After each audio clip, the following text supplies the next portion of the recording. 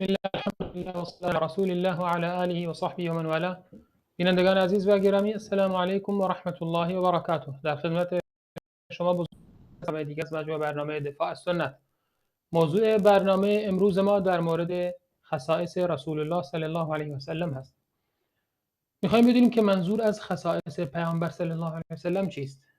میخوایم امروز در مورد کتاب امام ترمذی صحبت کنیم که در این باب نوشته به اسم شمائل المحمدیه و تدوین در این موضوع، چون علمای زیادی در این موضوع کتاب نوشتن و احادیث پیامبر اکرم صلی الله علیه و سلم رو جمع آوری کردن، احادیثی که مربوط به پیامبر هست.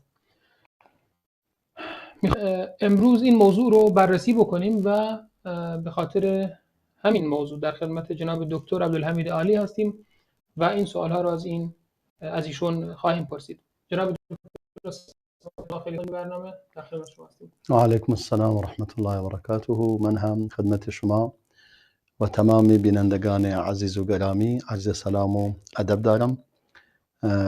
مطلب بسیار زیبا و قشنگی است. در این مورد ما جناب دکتر سوال‌های زیادی داریم. اولا چرا این موضوع مهم هست؟ چرا علما در موضوع شمائل کتاب نوشتن؟ و بعد اصلا خود شمائل منظور چی هست؟ آیا منظور قیافه پیامبر بوده صلی الله علیه و سلم؟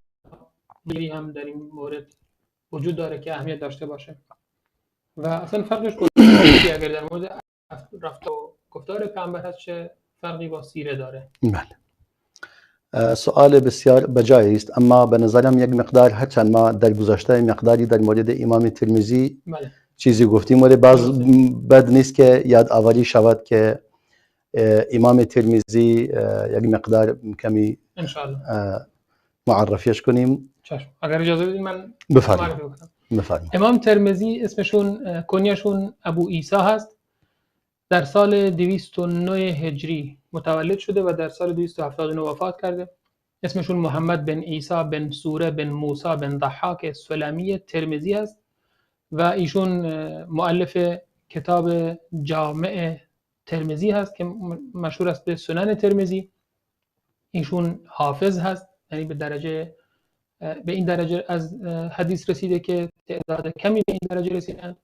در شهر ترمز متولد شده که شهر ازبکستان قرار داره، در جنوب ازبکستان و در شمال افغانستان که الان در داخل مرزهای ازبکستان هست.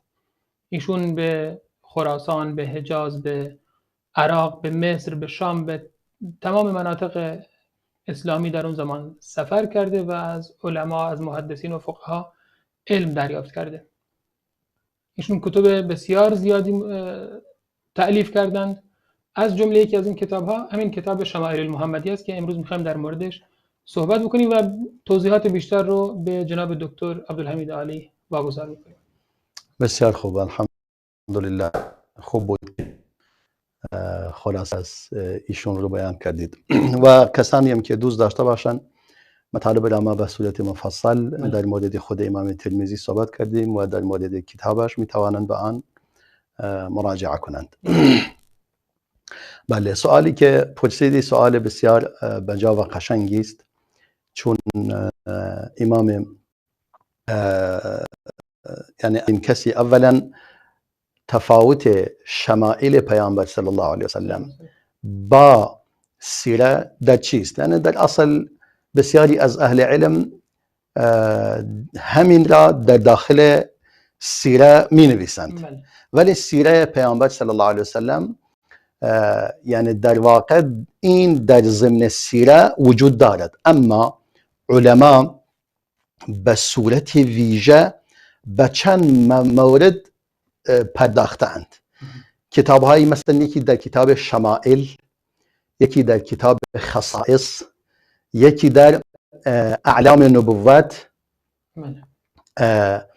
و یکی در دلائل النبوه که تقریبا به هم شبیهن این دوتا. هر کدوم به گوشه های از آن میپردازد. مثلا کسانی که به شمائل او میپردازد، شمائل خودش یعنی طبیعت یا بگوییم طبیعت پسندیده و مقبول، اخلاق پسندیده، طبیعت پسندیده، رفتار پسندیده، کردار پسندیده. یعنی به صورت کلی شمائل، یعنی امام ترمذی به صورت ویژه این بحث شمائل را جدا نموده. برای چی؟ برای اهمیت آن. یعنی انسان اگر این شمائل را، علما میگویند اگر شمائل امام ترمذی را بخوانید دیگه انگار رسول خدا را صلی الله علیه و سلم با چشم خودت داری میبینید، چون این شمائل بریزترین مسائل رسول الله پرداخته. مثلا شکلش چگونه بوده، قیافه او چگونه بوده، موی سرش، اصلا سر خود سرش گرد بوده چگونه بوده، رنگ پوستش، چشمش چگونه بوده، ابرویش چگونه بوده، موهایش چگونه بوده، قدش چگونه بوده. یعنی با مطالب بسیار ویژه، چگونه نشسته، چگونه خوابیده، چگونه صحبت کرده، چگونه با خانواده بوده، حتی چگونه تکیه زده. یعنی هیچ نکته ای از آن نمونده مگر در موردش صحبت کردند. البته من دوست دارم که وقتی که در مورد شمائل امام ترمذی بیان میکنیم حداقل یک بارم که شده فهرست آن را نگاه کنیم که امام ترمذی 55 مورد در شمائلش بیان نموده که در مورد آن صحبت میکند و در این 55 مورد رسول خدا صلی الله علیه وسلم حدود 400 حدیث را آورده. 400 حدیث، در 400 حدیث به صورت ویژه به این قضیه پرداخته، چون اینها هم بالاخره جزء عادات رسول الله صلی الله علیه وسلم، رفتار رسول الله صلی الله علیه وسلم، هیئت رسول الله در خوردن، در خوابیدن، در نشستن، در صحبت کردن، دیگه در خیلی مسائل انشاءالله مواردی از آن را به آن میپردازیم و افراد زیادی در این زمینه کتاب نوشتند. مثلا کسانی به اسم خصائص پیامبر صلی الله علیه وسلم. در خصائص پیامبر به قسمت هایی پرداخته می شود که این مثلا ویژگی های رسول الله نسبت به امتش یا ویژگی های رسول الله نسبت به سایر پیامبران، مثلا چه ویژگی هایی دارد که در او هست در دیگر پیامبران وجود ندارد. این گفته می شود خصائص، ویژگی. بعداً به مسائل مثلا دلائل النبوه، دلائل النبوه به این میپردازد که مثلا مثل این که امام، یعنی همین دلائل النبوه در این مال امام ترمذی میشه در آن مشاهده نمود و امام ابن کثیر در کتاب البدایه و النهایه مطالبی را به این مسائل اختصاص داده. در سیره پیامبر صلی الله علیه و سلم این موارد را به صورت جداگانه بیان نموده، فرموده اینم مکمله سیره پیامبر است صلی الله علیه و سلم. دلائل نبوت مثلا به مسائلی میپردازد که دلیل بر نبی بودن رسول الله است، یعنی اون چیزهایی که به عنوان معجزه، حالا معجزاتی که بعد از بعثتش از او دیده شده یا ارهاصاتی قبل از بعثت. ارهاص یعنی حالتایی برای او پیش اومده اصلا قبل از بعثتش، حتی در هنگام تولدش، بعد از تولدش، در کودکیش مسائلی برایش پیش اومده که خارق العاده بوده برای دیگران. مثلا از جایی که حرکت کرده هوا خیلی گرم بوده، مثلا یک ابری روی سرش قرار میگیرد که برای او سایه میکنه تا مثلا گرمش نشه. این به عنوان ارهاصات در مورد آن بیان نمودن و جزء دلائل نبوت بیان نمودن. مثلا اینها مطالبی هستند که به صورت کلی به آن پرداخته می شود و بهتر است که ما به مقداری از این کتاب ها اول بپردازیم. چه کتاب هایی که در این زمینه وجود دارد مقداری به آن اشاره کنیم. من که گفتم مثلا اولین کتابی که در این زمینه نوشته شده به صورت ویژه و جداگانه امام ترمذی است. به همین خاطر ما امام ترمذی را در این باب اول آوردیم، چون دیگه کتاب او اول است. اولین کسی است که این باب را گشوده. دیگران آمده اند تکمیل نموده اند، به آن اضافه کرده اند. چیزای دیگری که مثلا او بیان نکرده به آن اضافه کرده اند و هرچند مطلب او دیگه کامل است حقیقتا. خیلی قشنگ است در باب خودش که به تمام اینها ما میپردازیم ان شاء الله. یکی مثلا بعد از اون امام قاضی عیاض کتاب نوشته در این زمینه که متوفای 544 هجری است، کتابش به اسم الشفاء بتعریف حقوق المصطفى، بتعریف حقوق المصطفى، یعنی اون اسم کتابش را به این گونه نامگذاری نموده. اما علما میگویند حالا ما بیایم، هرچند امام قاضی عیاض بعد از امام ترمذی اومده، اما کتاب امام ترمذی از لحاظ سند قویتر، از لحاظ اینکه احادیث ضعیف خیلی کمتر در داخل آن وجود دارد و بیشتر اون احادیث در صحیح بخاری و مسلم و اینا هم اومده.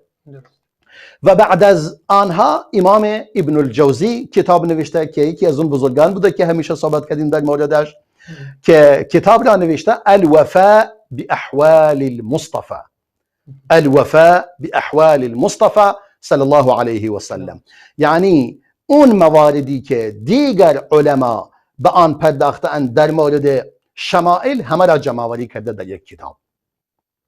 و کتاب دیگری که مثلا در مورد دلائل نبوت مثلا نوشته شده، باز هم دلائل النبوه امام ابو داود سجستانی متوفای 275، اونم در مورد دلائل النبوه نوشته.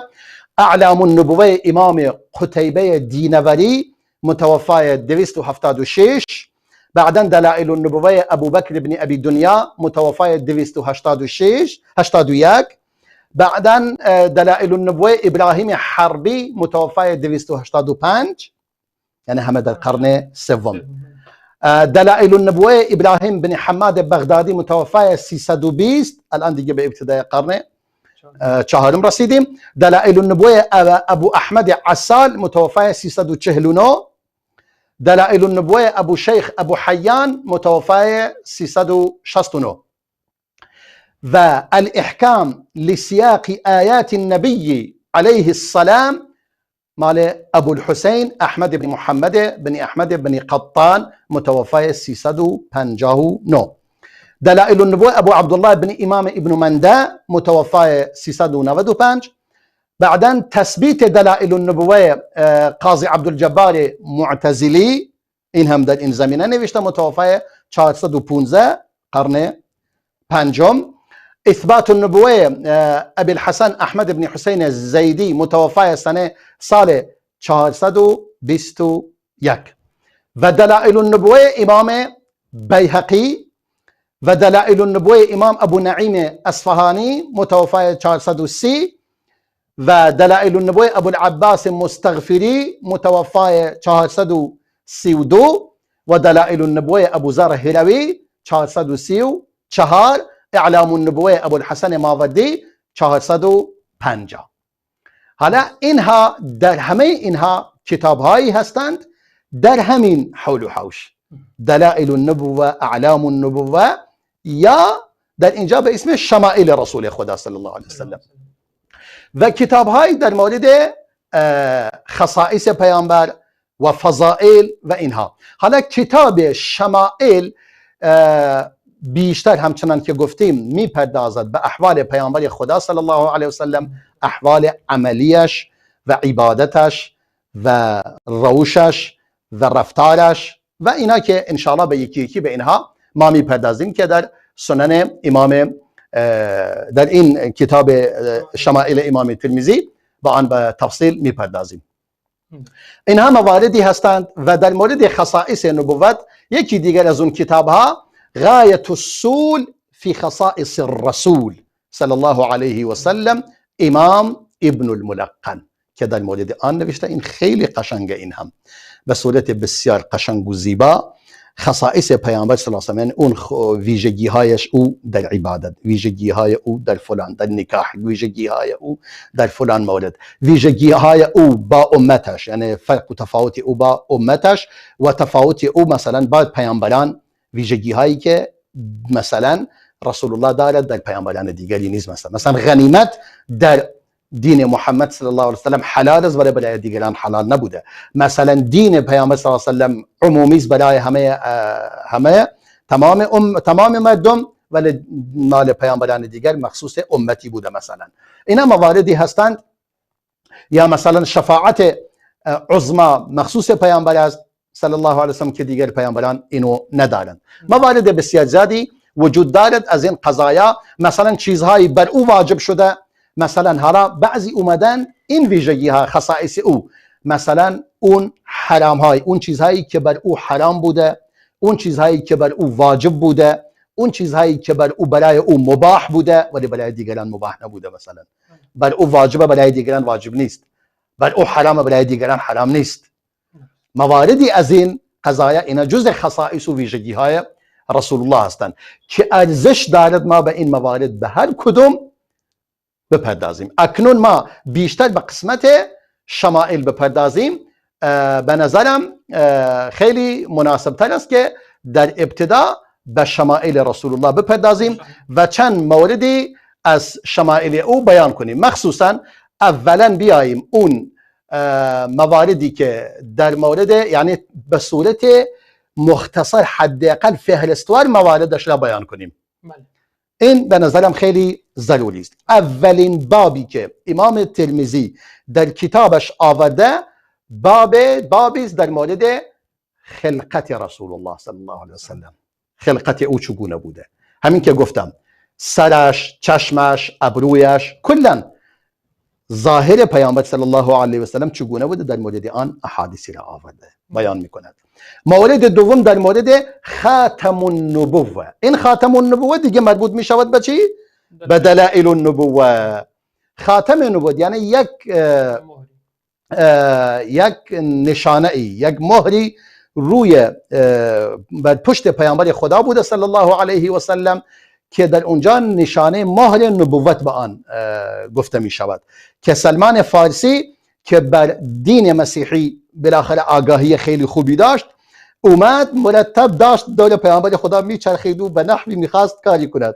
رسول الله میدونست که او دنبال دیدن اون مهر نبوت است.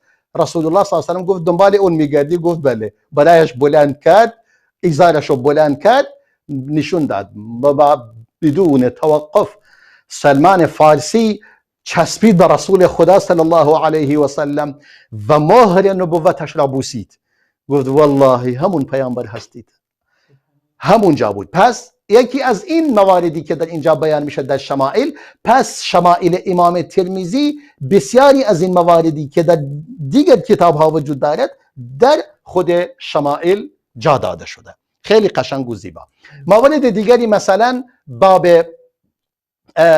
سوم در مورد موی رسول خدا صلی الله علیه و سلم. احادیثی در مورد مویش دراز بوده، کوتاه بوده، چگونه بوده، اینها به کلی. آیا مثلا مویش مثلا فرفری بوده، مویش صاف بوده، همه اینها را بیان میکند به صورت ویژه. مثلا در مورد شونه زدن رسول خدا صلی الله علیه و سلم، چگونه موی سرش را شونه میزد و چه زمانهایی. مثلا بعداً باب چهارم در مورد سفیدی موی رسول خدا. موی سفید در سر و ریش رسول خدا چند تا بوده موی سفید. مثلا در مورد رنگ زدن موی رسول خدا که آیا به موی سرش به ریشش رنگ میزده یا نمیزده، در این مورد. در مورد استفاده کردن از سرمه برای رسول خدا صلی الله علیه و سلم که رسول الله سرمه استفاده کرده. در مورد لباس رسول خدا صلی الله علیه و سلم، چه لباسهایی را پوشیده، چگونه لباس پوشیده. در مورد خف رسول خدا، خف همون مثل جوراب پوستین، بله جوراب پوستین یا بالاخره چیز نازکی، مثل کفش نیست و از جوراب هم کمی ضخیم‌تر است. از کفش نازکتر اما از جوراب ضخیم‌تر است. میشه اونم داخل کفش بپوشید، مشکلی ندارد. که با آن مثل این که میگن موز که این میشه انسان آن را بپوشد، دیگه نیازی نیست پا را بشوید، به شرط اینکه قبلا پا را شسته باشد و این را پوشیده باشد تا یک شبانه روز برای انسانی که مسافر نباشد میتواند از آن استفاده کند و کسی که مسافر باشد تا 3 روز میتواند فقط یک مسح را روی آن بکشد و دیگه پا را نشوید. منظورتون از شستن پا وضو گرفتن بود؟ بله، قبلا وضو گرفته باشد و پا را شست. بله منظورم همین بود. پا شستن که همه پا را میشویند، ولی منظور این بود که یعنی خفش و پوشیده هنگامی که وضو داشته، اینجوری. به همین صورت. برای ایران که در ایران متاسفانه برای اهل سنت خیلی مشکله، وقتی که میری به مسافرت اینقدر اون روشویی ها را بلند درست کردن عمدن که کسی نتواند پا را بلند کند و در اونجا پا بشوید در چیزها. در این صورت بهتر است که مسلمانان اهل سنت سعی کنند مسح کنند، یعنی یا همون جورابشون که دارن اونم میشه روش مسح بکشید. روی کفش روی جوراب اشکال ندارد. و یک مطلب دیگه در مورد نعل رسول خدا، یعنی دمپایی یا کفش رسول خدا چگونه بوده. در مورد انگشتر رسول خدا صلی الله علیه و سلم، در مورد پیامبر صلی الله علیه و سلم چگونه انگشتر را می پوشید، مثلا در مورد شمشیر رسول خدا چگونه بوده، چه شمشیرهایی داشته و چگونه بوده شمشیر است. در مورد اون پیراهن زرهی که می پوشید، اون پیراهن چگونه بوده، چگونگی پیراهنی که در هنگام غزوات و جهاد می پوشید. در مورد مغفرش، کلاه خودش چگونه بوده، تمام این چیزها. در مورد اینکه عمامه‌ای که بر سرش میبست، عمامهش چگونه بوده. در مورد ازاری که می پوشید، ازار از کمر به پایین میشه، چگونه بوده. اصلا رسول الله صلی الله علیه وسلم چگونه حرکت میکرد، چگونه پیاده روی میکرد، یعنی هنگام قدم زدن و حرکت کردن چگونه حرکت میکرد، چگونگی آن.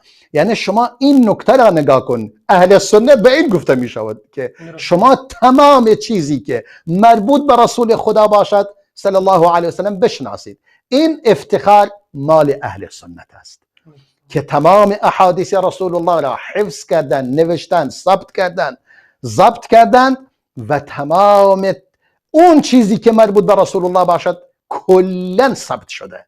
و این است دفاع از سنت رسول خدا صلی الله علیه و سلم. کسی که مثلا ادعا می کند پیرو پیامبر هست صلی الله علیه و سلم، هیچ حدیثی، کتاب حدیثی از رسول خدا ندارد، مثل رافضیان دیگه، یک کتاب حدیث از رسول الله ندارند، هیچی. مثلا در مورد این که رسول الله صلی الله علیه و سلم چگونه قناع را استفاده میکرد، یعنی رسول خدا گاهی چیزی را بر روی سرش میگذاشت، این چجوری بوده، یا چگونه رسول الله می نشست، نوع نشستن رسول الله چگونه بوده، یا نوع مثلا چگونه تکیه میزد، تکیه زدن او چگونه بوده، چگونه مثلا گاهی که بیمار بوده دو نفر که او را زیر مثلا یکی میود زیر این بغلش و یکی اون بغلش، اون چگونه خودش را قرار میداد در اون حالت. سبحان الله. یا هیچی باقی نگذاشتند. چگونه رسول الله غذا میخورد، نونی که رسول الله میخورد چگونه بود، نون رسول خدا. بعداً اون چیزی که با نون میخورد، یعنی اون خوراکی که میخورد، خوراک رسول الله چگونه بوده، چه خوراکی استفاده کرده. رسول الله چگونه وضو میگرفت، چگونگی وضو گرفتنش. این که در مورد رسول الله صلی الله علیه و سلم قبل از اینکه غذا را شروع کند چه میفرمود و بعد از غذا چه میفرمود. در مورد لیوان رسول الله چگونه بود، اون ظرفی که از آن استفاده میکرد چگونه بود، چه ظرفی بوده. نگاه کن، هیچی باقی نگذاشتند. امروز به نظرم یک مستند بسیار قشنگی از خود حجره رسول خدا صلی الله علیه وسلم و تمام این موارد که اینجا هست کاملا درست شده و میخوان به صورت یک مستند قشنگ عرضه بشه. در من اینو دیدم قبلا یک برنامه خیلی قشنگی در این زمینه درست شده به صورت یک مستند قشنگ برای تمام این اشیاء رسول خدا صلی الله علیه و سلم. بعداً در مورد میوه‌ای که رسول الله میخورد چگونه بود، چه میوه‌ای را میخورد؟ مثلا اون آبی که او می نوشید نوشیدنیش چگونه بود، چه نوشیدنی بود؟ بعداً چگونه می نوشید، نوشیدنیش چی بود، صفت نوشیدنیش و چگونه می نوشید، نوع نوشیدنش. بعداً در مورد استفاده کردن رسول خدا صلی الله علیه وسلم از عطر و بوی خوش که همیشه بویش، یعنی اگر رسول خدا صلی الله علیه وسلم از جای رد میشد دیگه کسی دیگری از بعد از اون حرکت میکرد میدونست که این رسول خدا رد شده، بوی عطر معینی داشت. و رسول الله چگونه حرف میزد، سخن حرف زدنش چگونه بود؟ آیا شمرده حرف میزد، عجله صحبت میکرد، آیا واضح بود سخنانش، آیا نبود؟ چگونگی اینها را کلا بیان میکند. در مورد خنده رسول خدا چگونه بوده؟ بله. فرصت داریم؟ 2 دقیقه فرصت داریم. بله. بعداً خنده رسول خدا چگونه میخندید؟ در مورد شوخی های رسول خدا چگونه بوده؟ شوخی میکرده چگونه بوده شوخی رسول خدا؟ نحوه رسول الله صلی الله علیه وسلم گاهی که صحبت میکرد آیا به اشعار و اینها هم استفاده میکرد از اشعار یا نه؟ این بوده که رسول الله گاهی استفاده میکرد از اشعار، یعنی کلماتی را که یک شاعری گفته بود خیلی قشنگ بود، مثلا میگفت که بهترین کسی که مثلا شاعری که مثلا گفته قول لبید است، على كل ما سوى چی؟ على كل شيء ما خلا الله باطل وكل نعيم لا محالة زائل. فرمود بهترین شاعری که بهترین سخن گفته باشد این شاعر است که همه چیز به جز الله باطل است و هر نعمتی قطعا از دست می رود. خب همین حسن ختام این بخش باشه. بسیار عالیه، مشکلی نیست. مواردی دی پس از این میان برنامه خدمتتون خواهیم بود و ادامه میدیم بحث. ادامه میدهیم و مواردی هم از خود کتاب میخونیم ان شاء الله. خیلی خوب هست که بینندگان عزیز با خود کتاب ما آشنا بشن. بله. از بینندگان عزیز در خدمتتون خواهیم بود. پس از دیدن یک میان برنامه با ما باشید.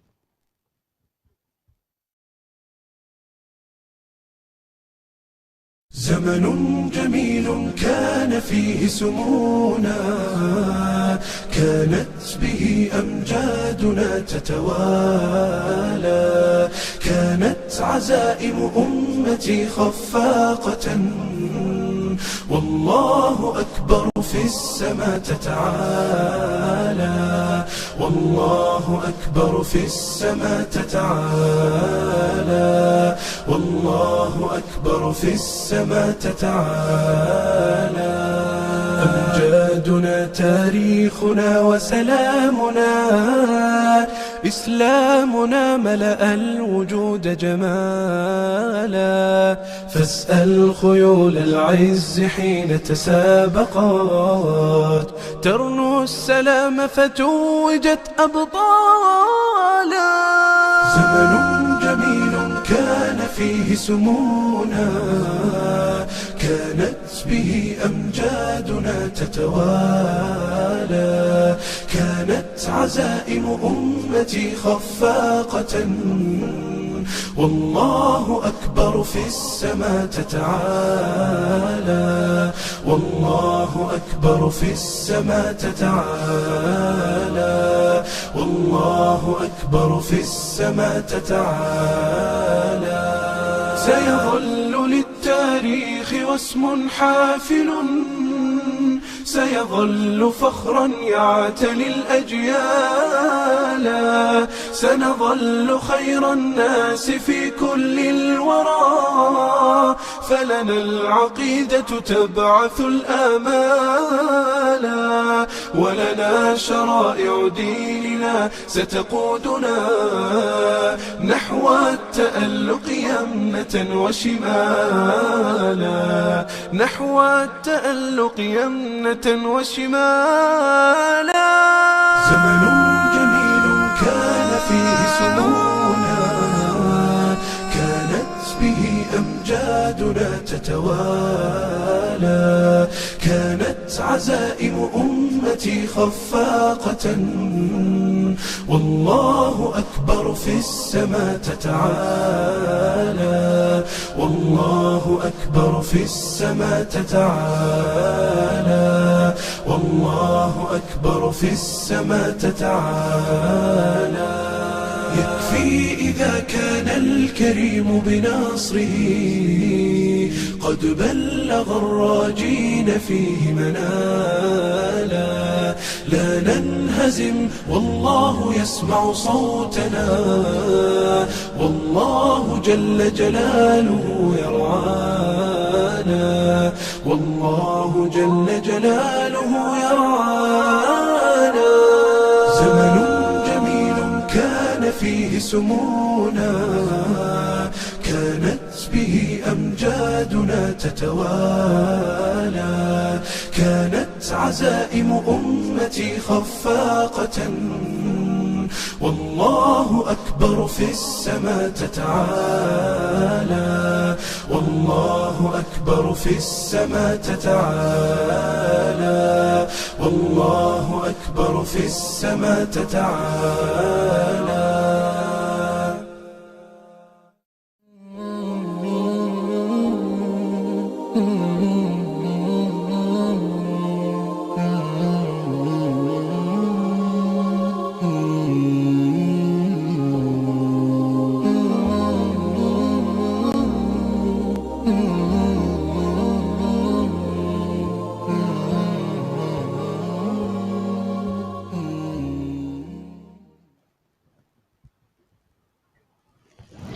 با سلام دوباره خدمت شما بینندگان عزیز و گرامی، در خدمتتون هستیم در برنامه دفاع از سنت و امروز در مورد خصائص رسول الله صلی الله علیه و سلم صحبت می‌کنیم و به صورت ویژه در مورد کتاب امام ترمذی به اسم شمائل المحمدیه. خب جناب دکتر، ما در بخش اول در مورد به صورت کلی در مورد این بخش از علم و این بخش از تدوین در حدیث صحبت کردیم و در مورد کتاب امام ترمذی هم صحبت کردیم که ابوابش چگونه بود و قول دادم بینندگان که قسمت‌های از این کتاب رو برای بینندگان عزیز هم بخونیم. بله، هنوز تمام نشده. دوست داشتم که کل مباحث کل فهرست رو حداقل برایشون بیان کنم. خوب ان شاء الله در خدمت. کار پسندیده است. بعداً موارد دیگری مثلا امام ترمذی بیان میکند که در مورد این که رسول الله صلی الله علیه و سلم در شب نشینی چی میفرمود؟ درست. آیا شب نشینی داشته و اگر داشته در اونجا چی میفرمود؟ در اونجا مطالبی که در شب نشینی گفته شده. بله. خیلی قشنگ است. چون معمولا پیامبر صلی الله علیه و سلم بعد از نماز عشا میخوابیدن. بله. بعضی وقتا هم می نشستن صحبت میکردن. بله کاملا. همین امام بخاری هم یک بحثی به اینه الثمر بعد العشاء. یعنی آورده امام بخاری که میشه بعد از نماز عشا گاهی شب نشینی هم بکنید. درست. بله.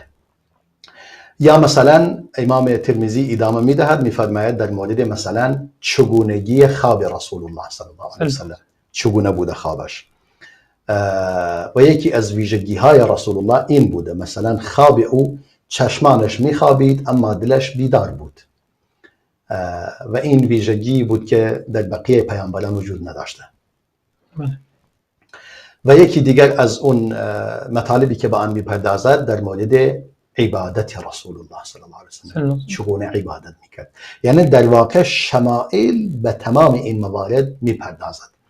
بعدا در مورد مخصوصا در مورد اینها در مورد نماز چاشت، نماز ضحا، در مورد نماز ضحا به صورت ویژه چگونه نماز ضحا را انجام میداد.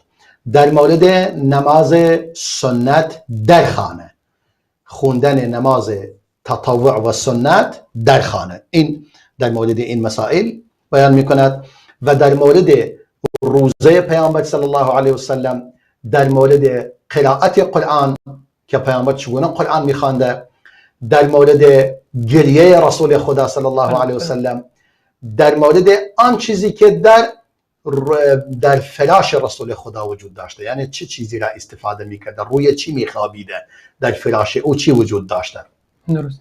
فراش او، و در مورد تواضع رسول خدا، یعنی رسول الله تواضعش چگونه بوده. درست. بعدا دکتر ببخشید شما یک مطلب فرمودید که پیامبر صلی الله علیه و سلم چشمانشون میخوابید ولی دلشون نمیخوابید و فرمودین مخصوص خود پیامبر بوده. بله. ظاهرا در حدیث هست که انبیاء دیگر هم همینجوری بودن. نحن معاشر الانبیاء تنام اعیننا ولا تنام قلوبنا. بله. این البته این خیلی قشنگه، اشاره خوبی کردی، ولی بعضی از این اهل علما اینو به عنوان یکی از ویژگی رسول الله قرار دادند. بله. چون وقتی که یک یهودی آمد پیش رسول خدا صلی الله علیه وسلم از او سوال کرد، یعنی چند تا از یهود آمدن از رسول الله سوال کردن، گفتن چند مورد وجود دارد هیچ کسی نمیدانه جز پیامبر، برای ما میتونی برای ما توضیح بدی اون چیزها چی هستن؟ گفت بله. گفت یکی از این موارد این است، رسول الله فرمود که چشم میخوابد ولی دل نمیخوابد. حالا این یعنی اونا چون در مورد پیامبر محمد میگفتن، یعنی یکی از ویژگی های او این است که چشمانش میخوابند اما دلش بیدار است. رسول الله صلی الله علیه و سلم اینا را بیان کرد، گفت بله این همون است دیگه. اونا رسول الله گفت اگر من این جواب را درست به شما دادم شما قول میدهید که مسلمان شوید؟ گفتن بله. تا آخرین سوال کردن، گفتند اون کسی که پشتیبانی از آخرین پیامبر میکنه چه کسی است؟ گفت جبریل است. گفت حالا دیگه اینجا ما قبول نداریم، اگر میکائیل میگفتی قبول داشتیم ولی چون جبریل گفتی دیگه ما از اینجا جدا میشیم و قبول نمیکنیم. معاذ الله ایمان نیاوردند. سبحان الله. بله این مورد وجود دارد. حالا این مورد هم چون جای اختلاف هست در بین این بعضی از این موارد که آیا ویژه پیامبر است یا نه. مثلا یکی از اون چیزایی که میگویند مثلا وضو گرفتن مثلا میگن ویژه پیامبر است، ولی اینجوری نیست. در دیگر امت ها وضو داشته، وضو بوده، ولی اون چیزی که ویژه پیامبر است غرا محجلین. بله. یعنی اون اضافه بر حد واجب شستن این میشه جزء که در اونجا نورانی میشود و قشنگ میشود، مخصوص پیامبر است صلی الله علیه و سلم. به این صورت به این مطلب میشارا میپردازیم. یکی دیگر از اون مواردی که رسول الله دارد در مورد اخلاق رسول الله، خلق رسول الله، که ام المؤمنین عایشه میفرماید کان خلقه القرآن. اخلاق رسول الله همون قرآن بود، یعنی قرآن را بخوان. قرآن چی فرمود؟ مورد تمام اخلاق سنده رسول الله آنچنان بود، یعنی یک قرآن زنده بود با تمام اعمال و رفتار و کردار خودش. قرآن زنده ای بود. در مورد بعدی در مورد شرم و حیای رسول خدا، مثلا امام ترمذی به این مسائل میپردازد، شرم و حیای رسول خدا صلی الله علیه و سلم چگونه بوده. و در مورد 49 در مورد حجامت رسول خدا، چگونه حجامت میکرد، حجامت او آیا حجامت کرده؟ بله قطعا. در چه جاهای حجامت کرده و چگونه حجامت کرده. و مورد 50 در مورد زندگی رسول خدا صلی الله علیه و سلم. زندگی رسول خدا چگونه بوده؟ این هم یک. و بعداً مورد 51 میفرماید در مورد نامهای رسول الله چه نامهایی داشته و در مورد سن و سال رسول خدا صلی الله علیه و سلم چند سال سن داشته مثلا، و در مورد وفات رسول الله صلی الله علیه و سلم و در مورد میراث رسول خدا، آیا میراثی داشته یا نداشته. که این هم یک چیزی در همه انبیا بوده که نحن معاشر الانبیاء لا نورثو و ما ترکناه صدقه. ما جماعت پیامبران، گروه پیامبران، هیچ کدوم از ما ارثی بعد از خود بجا نداریم برای وارث. هرچی بعد از ما باقی میماند صدقه است. و آخرین مورد در مورد خواب رسول خدا، کسی که رسول خدا را در خواب ببیند چگونه هست. اینها مواردی بودند که خیلی واضح و روشن امام ترمذی در مورد اینها صحبت میکند. درست. جناب دکتر، اگر شما مطالب مورد نظرتون، یعنی مطالب خاصی در مورد نظرتون هست در موردش صحبت خوبه و من پیشنهاد میدم در مورد این خواب پیامبر صلی الله علیه و آله صحبت بکنید، چون خیلی از بینندگان میگن ما پیامبر رو در خواب دیدیم، مثلا چیزهایی به ما گفته. آفرین. به این خاطر خیلی ها مثلا بعضی وقتا بعضی موارد من شنیدم شده طرف واجباتی رو ترک کرده، میگه پیامبر در خواب بهم گفته. یا مثلا داره کار ویژه‌ای رو انجام میده که بقیه مسلمانان انجام نمیدن، میگه من در خواب دیدم پیامبر اینو به من گفته باید این کارو بکنم، میره اون کارو میکنه. میخواستم ببینم چه جوری هست قضیه این خواب پیامبر صلی الله علیه و آله. این قشنگه، بسیار چیز قشنگ و زیبایی گفتی که در اینجا مثل این جواب این سوال کاملا در اونجا وجود داره، ان شاء الله میخونیم. پس اگر میخوای ما همین مطلب رو بیان کنیم، آخرین مورد تقریبا. خب اگر میخوای ما مثلا به مورد آخری آن میپردازیم، هرچند من خواستم اگر فرصت باشد یک حدیث در اولین مورد و آخرین مورد. خب خوبه همینجوری اگر فرصت باشه خوبه. مثلا در اینجا امام ترمذی اولین چیزی که در مورد خلق رسول خدا بیان میکند صلی الله علیه و سلم، یعنی با هم در ارتباطند دو موضوع. بله کاملا، در مورد خلقتش و در مورد دیدن پیامبر در خواب کاملا یکیست. یعنی در واقع حدیثی که در اونجا میخوایم بیان کنیم همین رو تایید میکند. خیلی قشنگ و زیباست، خیلی خوبه. در اصل امام ترمذی در این باب 14 حدیث آورده فقط در مورد خلقت ظاهری رسول خدا صلی الله علیه و سلم. اولین حدیث از با سند خود نقل میکند از انس بن مالک، میفرماید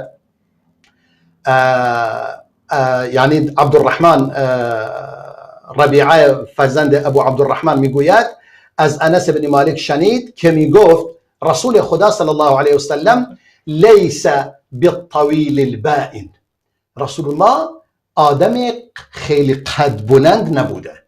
یعنی شما تصور کنی اینقدر قدش بلند باشد که در میان دیگران دیگه مشخص باشد، نه، یعنی یک انسان معمولی بوده، قدش خیلی بلند نبوده. مثلا اگر کسی خواب دید در خواب گفت آقا من دیدم خیلی قدش بلند بود، دیگه اون نیست، اون پیامبر نبوده. تمام، اول باید قدش متوسط باشه، قد بلندی نداشته، یعنی بلندی نبوده که مثلا در میان بقیه جدا باشد.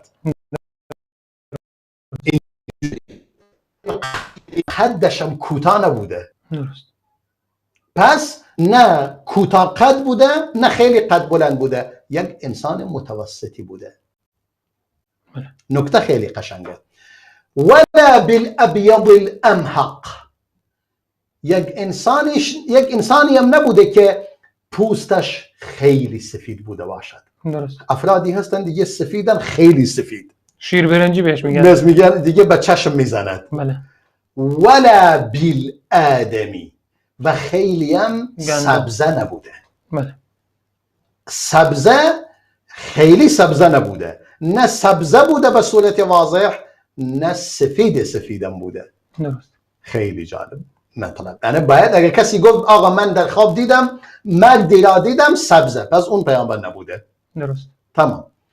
ولا بالجعد القططی، موی سرش هم فرفری نبوده، خیلی فرفری باشد. درست. ولا بالسبطی، و خیلی هم لخت نبوده. درست. متوسط، یعنی همه چیز در حد وسط بوده. لخت نبوده و فر کامل هم نبوده. فرم نبوده، نه فر اصلا نبوده. درست. اما لخت هم نبوده. بعدا میفرماید پروردگار او را مبعوث کرد در سن 40 سالگی، در مکه 10 سال موند، این شد 50 سال، و در مدینه هم میگه 10 سال موند، در حالی که در مدینه دیگه شد 13. در مکه 13 سال و در مدینه 10 سال، ولی در اینجا گفته مثلا در مکه 10 سال. اینگار اون 10 سالی که مثلا 3 سال دعوت مثلا پنهانی را دیگه حساب نکرده اینگار. درست. در حالی که اون هم شکی در آن نیست، یعنی اونم جزء آن محسوب می شود. وگرنه در لفظ دیگری حدیث میفرماید 13 سال در مکه موند. میگه پس ما چجوری اینو حساب کنیم که اینجوری فرموده؟ میگه این دیگه سعی کرده اون 3 سال را روندش کند راوی، اون یکی که نقل نکرده، اون یکی نقل کرده، تمام دیگه درستش کاملش گفته. در نتیجه بعدا او فوت شد در مثلا میگه در رأس 60 سالگی فوت کرد. همین رأس 60 سالگی به اضافه همون 3 سال میشه 63 سال در واقع. یعنی در ابتدای دهه 60. دهه ششم. بله. بعدا میفرماید ولیس فی رأسه ولحیته 20 شعرة بیضاء، و در سر رسول خدا صلی الله علیه وسلم و ریشش 20 تار موی سفید وجود نداشت. کمتر از 20 تا بوده. بله، یعنی در 20 تا نرسیده. بله. ممکنه 17 تا 18 تا اینجوری بوده. این مثلا یکی از اون احادیث که در ابتدا بیان میکند. حالا ما بریم به حدیثی هم که در آخرین احادیثی که در مورد چی گفتی؟ مورد خواب رسول خدا. یعنی کسی مثلا رسول الله را در خواب ببیند. امام ترمذی در کتابش باب 55 که آخرین باب است، حدیث 389 با سند خودش روایت می کند از عبدالله بن مسعود از رسول خدا صلی الله علیه وسلم که فرمود من رآنی فی المنام فقد رآنی فإن الشیطان لا يتمثل بی. نکته قشنگ است. میگه هر کسی منو در خواب دید حقیقتا منو دیده، چون شیطان منو در شکل من ظاهر نمی شود. یعنی در شکل من خودش را به خواب کسی نمیتونه در این شکل ظاهر بشه، در شکل حقیقی رسول خدا. درست. این یک حدیث، یعنی این حدیث است که به صورت واضح بیان میکند اگر کسی رسول الله را دید خودش بوده. درست. ولی باید در شکل خودش باشد. بله. این نکته خیلی مهم است. چون شیطان میتونه ادعا بکنه که من پیامبرم ولی پیامبر نباشه. بله بله، میتونه ادعا کنه. مثلا علما در اینجا مثلا الان قول یک حدیث را نقل میکنیم که خیلی قشنگ در این زمینه. عبدالله بن عباس عبدالله بن عباس میفرماید در این حدیث خیلی قشنگ است. میگه اگر کسی یک شخصی آمد پیش امام عبدالله بن عباس گفت من رسول الله را در خواب دیدم، گفت من رسول خدا را در خواب دیدم. اون هم پرسید خیلی خوب چگونه بود توضیح بده. این شخص همین است. ظاهرا امام ترمذی نقل می کند از محمد ابن بشار با سند خودش از یزید فارسی. یزید فارسی کسی بود که مصحف را می نوشت، قرآن را می نوشت. گفت من رسول الله را در خواب دیدم صلی الله علیه و سلم در زمان عبدالله ابن عباس. فقلت لابن عباس، به ابن عباس گفتم من رسول الله را در خواب دیدم. ابن عباس فرمود رسول خدا فرموده صلی الله علیه و سلم شیطان نمیتواند خودش را در شکل من بکنه. فمن رآنی فی النوم فقد رآنی، اگه کسی منو در خواب دید فقط منو دیده. بعد عباس آیا می توانید صفت رسول خدا را برای ما بیان کنید؟ صفتش چگونه بود؟ این مردم گفت برایم تعریف کن مردی که دیدی چگونه بود؟ چگونگی اولا برایم تعریف کن. اونم گفت بله میتونم برای تعریف کنم. گفت خیلی خوب بگو چگونه بود؟ گفت مردی بود در بین دو مرد. یعنی چی؟ یعنی میان وسط. یعنی وسط بود، نه خیلی بلند نه خیلی کوتاه. دقیقا همین مطلب. فرمود جسمش و گوشتش اسمر بود، سبزه بود، اما نه سبزه مایل به سفید. درست. سبزه مایل به سفید بود، دقیقا مثل حدیث اول. بعدن فرمود چشمانش سرمه کشیده شده بود. فرمود خندهش خیلی قشنگ و زیبا بود. هنگام خنده بسیار زیبا و قشنگ بود. فرمود گردی صورتش خیلی قشنگ بود، حالت گرد هم داشت. فرمود یعنی صورتش کشیده نبوده. صورتش کشیده نبوده، صورت گردی داشته، خیلی قشنگ بود. میگه گفت ریشش زیاد بود به گونه‌ای که اینجا را پر کرده بود، سینهش را پر کرده بود. گفت امام ابن عباس فرمود واقعا به حد قشنگ تعریفش کردی. فرمود لو رأيته في اليقظة ما استطعت ان تنعته فوق هذا. سبحان الله. فرمود اگر در بیداری هم میدیدی بهتر از این نمیتونستی تعریفش کنید. سبحان الله. خیلی قشنگ بود.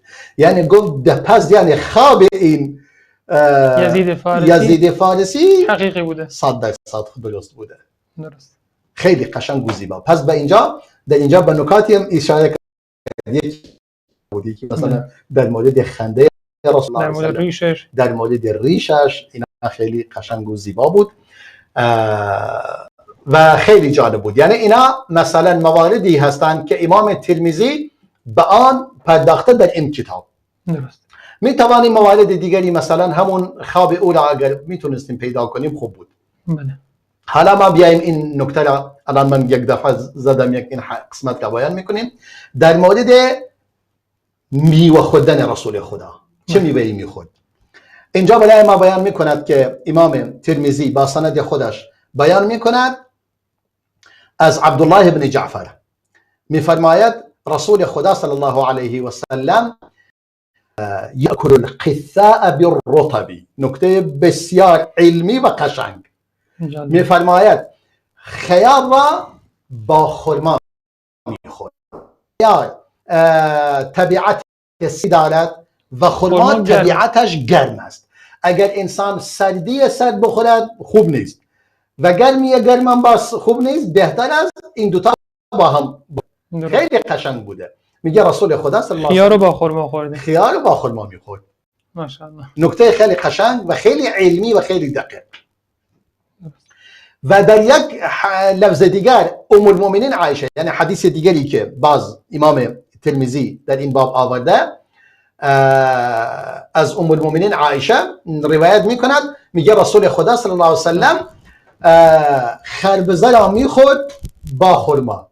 یعنی خربزه هم طبیعتش سرد است. دقیقاً مثل خیار است. من خودم با غذاهای سرد مشکل داشتم. هر وقت خیار یا خربزه غذاهای سرد میخوردم شکم درد میگرفتم. درسته. یعنی اگه با خرما میخوردم درست میشد. آی سبحان الله. همینه. کاملا درسته. کاملا درسته. این مثلا مواردی. حالا ما بیایم یک مورد دیگر را نگاه کنیم ببینیم همینجوری روی چی میفته. سخن پیامبر خدا صلی الله علیه و سلم. یعنی رسول خدا صلی الله علیه و سلم چگونه حرف میزد؟ سخن حرف زدنش. حدیثی را برای ما روایت میکند با سند خودش از ام المؤمنین عایشه. میگه رسول خدا صلی الله علیه و سلم شبی صحبت میکرد، یعنی با همسرانش. با همسرانش داشت صحبت میکرد. یکی از همسرانش گفت انگار این سخن خرافه است. فرمود میدونید خرافه چیست؟ این خرافه کان رجلا من عذره. نه یعنی این یکی از همسران رسول الله صلی الله علیه و سلم صحبت میکرد. یکی که حرف زد رسول الله فرمود این حدیث، این سخن خرافه است. بعد گفت خرافه چیست؟ خرافه مردی بود از عذره، از قبیله عذره، یعنی یکی از قبایل مشهور در مدینه. بله. از اسرو في الجاهل أسرته الجن في الجاهلية، در زمان جاهلیت جن اولا اسیر میکنند. فمكث فيهم دهرا، مدتی در میان آنان باقی ماند. ثم ردوه الى الانس، بعدا قبایل خودش برگرداندن، دیگه شروع کرد به حرف زدن، حرفایی که عجیب و غریبی بود. این به این گفته میشود خرافات، از جن گرفته بود در یعنی حرفایی که مثلا جالب نباشد بگن خرافه. درست. و این خرافه از این گرفته شده، یعنی حرفای عجیب و غریب. جناب دکتر، خب ما الان تقریبا 3 دقیقه تا پایان برنامه وقت داریم. بله. میشه در مورد این خواب برامون بیشتر توضیح بدین؟ اگر کسی پیامبر رو در خواب دید، میشه روی این حساب کرد؟ این مثلا بگه من پیامبر رو دیدم، مثلا یه حدیث میخونه برای مردم. بسیار عالیه. این نکته خوب بود که دوباره بهش برگشتی که من یادم رفت که به آن بپردازم. امام ابن سیرین هم هنگامی که کسی میگفت من رسول خدا را در خواب دیدم، میگفت اولا برام تعریف کن چجوری بود اون که دیدی، قیافهش چون. این که دیگه حدیث ابن عباس هم روشن کرد این مورد. اما مورد این که مثلا کسی که در خواب او را میبیند، بعدا میگه من دیگه او را دیدم، حتما باید اون خوابی، اولا خواب، اینو بگویم، خواب حجت نیست برای هیچ کسی. مثلا کسی میگوید فلانی خدا دیده، من گفته این کار رو انجام بدهید، اعتبار ندارد. این خواب برای ما اعتباری ندارد، یعنی ما بیایم روی خواب او حساب بکنیم، مگر این که مثل یک حدیث حد نیست، مگر این که اون خواب موافق حدیث رسول الله باشد صلی الله علیه وسلم. اگر اون بود هیچ مشکلی نیست، میگیم بالاخره رسول الله خودش فرموده در حیاتش. یا اگر چیزی گفت که مثلا رسول الله نگفته بود، خلاف سنت رسول الله بود صلی الله علیه وسلم، باز ما قبول نمیکنیم، بدون تردید رد میکنیم. مثلا کسی چیزی را بیان میکند، یک بدعتی را در مورد بدعتی میخواد تاییدش کند، نمیشه، قبول نیست. اون خواب قابل قبول نیست در اون مورد. وقتی که برای بدعتی یا چیزی که خلاف سنت باشد قبول نیست. خواب به صورت کلی نزد اهل سنت و جماعت دلیل و حجت نیست. یعنی ما بیایم به خواب، این کسانی که مثلا بیشتر خواب برای مردم بازگو میکنن، من خواب دیدم آنچنان شد، خواب دیدم این گونه بود، خواب دیدم آنچنان بود، اعتباری ندارد. اما گاهی انسان به خوابهای انسانهای عالم بزرگوار، نه انسان عوام، مخصوصا انسان عوام که نخنگی و دلا ببیند، اگر خوابش درست بود برای خودش یک مژده‌ای برای خودش دارد یا یک خبری برای خودش دارد، اشکال ندارد. اما اینکه بیاید امر برای مردم تعمیم بده نه، به هیچ وجه. درست. و هیچ کسی نباید. این نکته اصلا جایز نیست و هیچ کسی نباید به خواب هیچ کسی اعتبار برای خواب کسی، یعنی انقدر برای اعتبار بگذارد و حاضر باشد به مردم بگوید دیگه فلانی خواب دیده اینجوری و خواب دیده برای خودش دیده. درست. برای ما حجت نیست. بارک الله فیک جناب دکتر. وقت برنامه به پایان رسید. از حضورتون تشکر میکنیم و خیلی از مطالبتون استفاده کردیم. از بینندگان عزیز هم تشکر میکنیم که تا این لحظه با ما بودید و همه شما بزرگواران رو به السلام علیکم و رحمت الله و برکاته.